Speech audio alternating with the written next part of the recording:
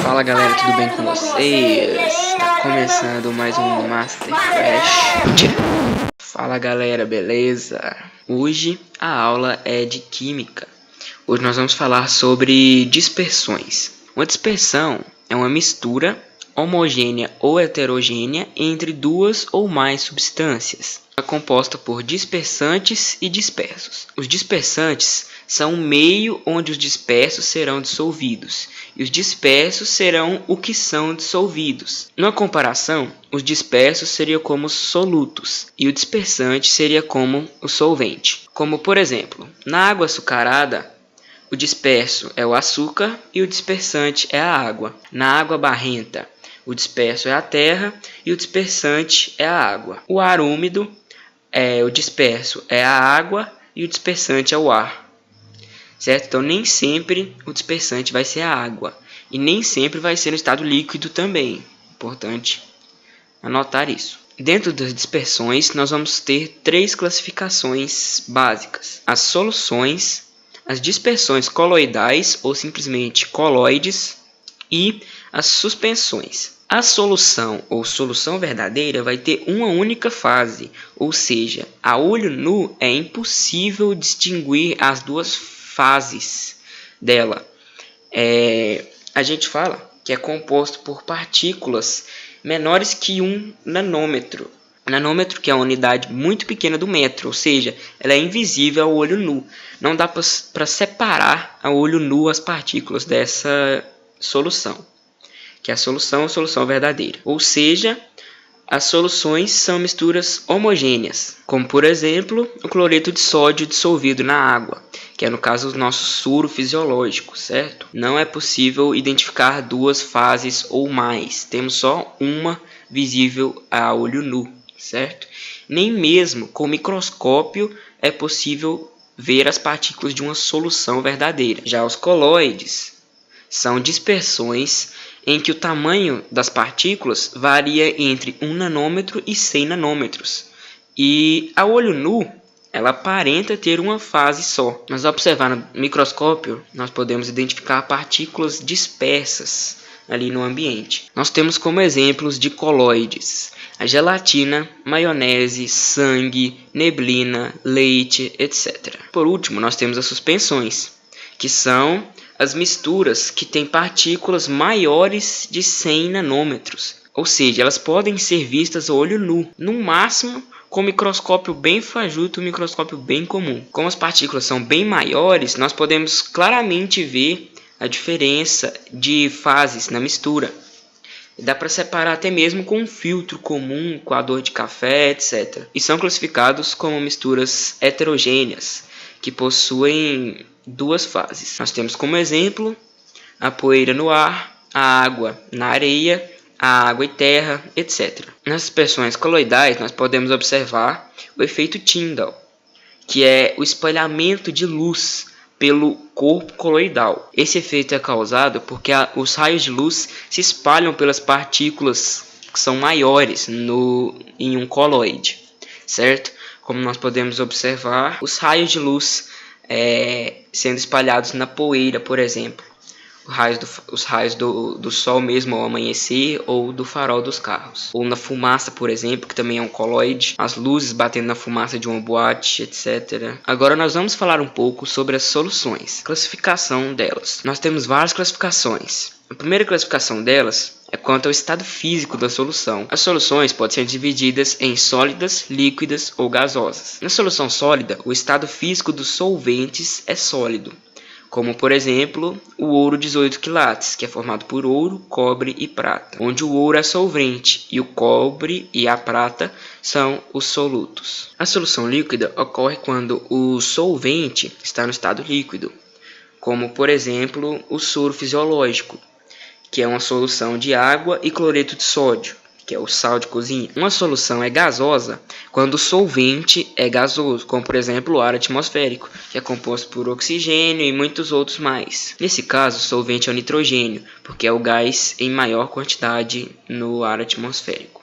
E os solventes são todos os outros, como oxigênio, gás carbônico, ozônio, etc. Outra forma de classificar as soluções é quanto à natureza do soluto. Podem ser soluções iônicas ou moleculares, sendo as iônicas quando o soluto é iônico e a molecular quando o soluto é molecular. E uma propriedade delas é que quando a solução for iônica, ela vai conduzir eletricidade, e quando a solução for molecular, ela não vai conduzir eletricidade. Ou seja, a gente fala que uma solução iônica é eletrolítica e uma solução molecular é uma solução não eletrolítica. Principalmente porque nas soluções iônicas nós temos íons dissolvidos, e nas soluções moleculares não. E por último, outra forma de classificar as soluções é quanto à concentração do soluto, que as soluções podem ser diluídas ou concentradas. As soluções vão ser diluídas quando a quantidade de soluto for baixa perto da quantidade de solvente. E as soluções concentradas são aquelas que possuem quantidade muito grande de soluto para um pouco volume de solvente. Agora nós vamos falar sobre a solubilidade das soluções. A solubilidade de uma substância vai depender tanto da temperatura quanto da pressão e também do coeficiente de solubilidade de cada substância. No caso, vai depender do coeficiente de solubilidade do solvente. Porque o que acontece? A pressão, nós não vamos trabalhar muito com ela, normalmente vai ser a mesma pressão, 1 atm geralmente, só que não entra em cálculo não, por efeito de cálculo, nós não colocamos a pressão por enquanto. Então, o que vai acontecer? A solubilidade vai depender da temperatura. Por exemplo, a água tem um coeficiente de solubilidade X. Vamos supor que o coeficiente de solubilidade da água é 10 gramas por litro. O que isso quer dizer? Quer dizer que a cada 1 litro de água, nós conseguimos dissolver 10 gramas de um certo sal. Então, o coeficiente de solubilidade é a massa de soluto que certo volume de solvente consegue diluir. Vamos supor que o coeficiente de solubilidade do álcool seja 10 gramas por ml, por exemplo. Ou seja, a cada ml de álcool, você consegue dissolver 10 gramas. Esses são valores fictícios. O exercício sempre vai te dar os valores, sempre vai te dar o coeficiente de solubilidade. Como que a temperatura influencia nisso? Geralmente, quanto maior a temperatura, maior o coeficiente de solubilidade do solvente. Como, por exemplo, se o coeficiente de solubilidade da água for 10 gramas por ml, se nós aquecermos ela, por exemplo, se nós aquecermos ela 20 graus Celsius, apenas exemplo, nenhum desses números são certos. O coeficiente dela poderá mudar para, por exemplo, 18 gramas por ml, por exemplo, certo? O exercício sempre vai te dar os dados. Em relação à solubilidade, nós podemos classificar as soluções em 3 tipos. As soluções insaturadas, as saturadas e as supersaturadas. Na insaturada, é aquela em que a quantidade de soluto é menor do que o coeficiente de solubilidade do solvente. Como, por exemplo, o coeficiente de solubilidade de certa substância, X, é 10 gramas por ml. E nós colocamos apenas 5 gramas. A solução está insaturada, certo? A solução saturada é quando a quantidade de soluto é igual ao coeficiente de solubilidade. Como, por exemplo, o coeficiente de solubilidade de uma certa substância X é 20 gramas por ml. E nós colocamos 20 gramas de soluto, certo? Nós temos uma solução saturada. E uma solução supersaturada é quando a quantidade de soluto é maior do que o coeficiente de solubilidade do solvente. Nesse caso, se nós misturarmos a solução, vai acontecer de acumular o sal no fundo. Sal, que eu digo, não é o sal de cozinha, qualquer sal, qualquer pó ou elemento que se misturar no solvente ou na água, por exemplo, vai acontecer a formação de um corpo de fundo. Ou seja, vai amontoar um pouco de sal no fundo do copo, do recipiente que tiver a solução. E nesse caso, a solução ainda não é supersaturada. A solução é supersaturada quando nós aquecemos ela e ela consegue dissolver.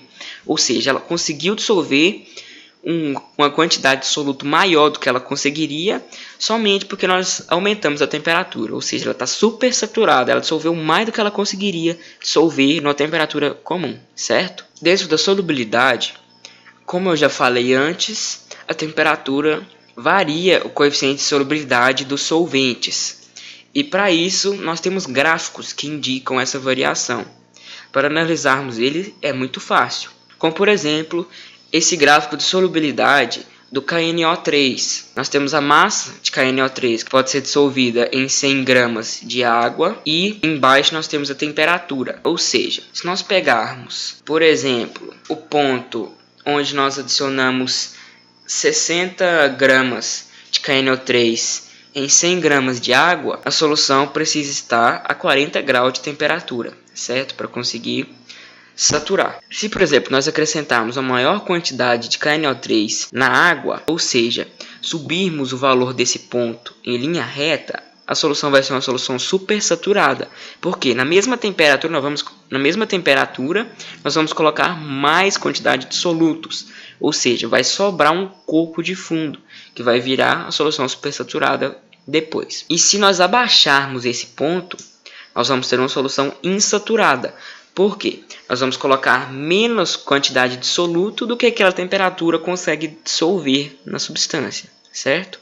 Nós temos também as curvas de solubilidade dos gases em líquidos. Normalmente os gases possuem uma baixa solubilidade em líquidos, mas ocorre a solubilidade deles sim, como por exemplo a solução do oxigênio na água. E as curvas têm a mesma estrutura das curvas de solubilidade de sais em líquidos. Nós temos a temperatura pela grama de gás a cada gramas de soluto. Como esse exemplo que eu estou dando, nós temos aí que, por exemplo, a temperatura de 0 graus é possível dissolver 0,003 gramas de gás nitrogênio a cada 100 gramas de água, e também é possível dissolver, acho que é aproximadamente 0,007, certo?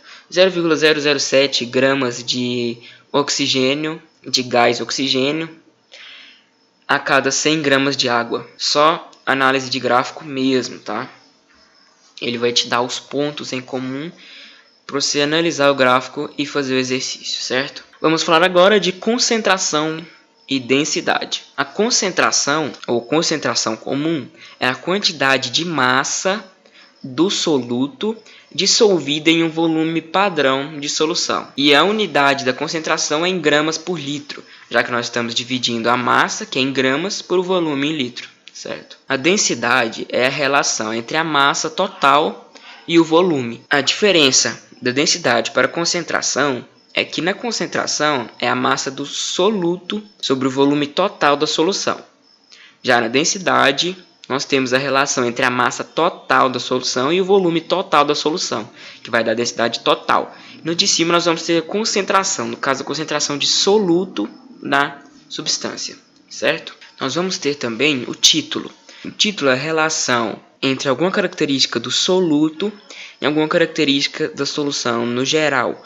Como, por exemplo, nós vamos ter dois tipos de título: os títulos em massa e os títulos em volume. Nos títulos em massa, nós temos a relação entre a massa do soluto e a massa total da solução.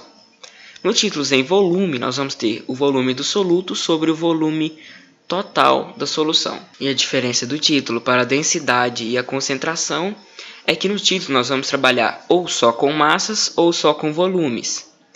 E no caso da densidade e da concentração, nós vamos trabalhar com massa e volume, certo? Só para ressaltar, a massa da solução é igual à massa do solvente mais a massa do soluto, a massa total de substâncias que estão misturadas na solução. A observação do título é que ele sempre vai ser um resultado em porcentagem, ou seja, nós vamos pegar o resultado e multiplicar por 100, porque o valor máximo do título vai ser 1 e o mínimo vai ser 0. Então, o 0 nós teríamos 0% e o 100 vezes 1 nós teríamos 100%. Título é em porcentagem. Multiplicamos o resultado por 100, certo?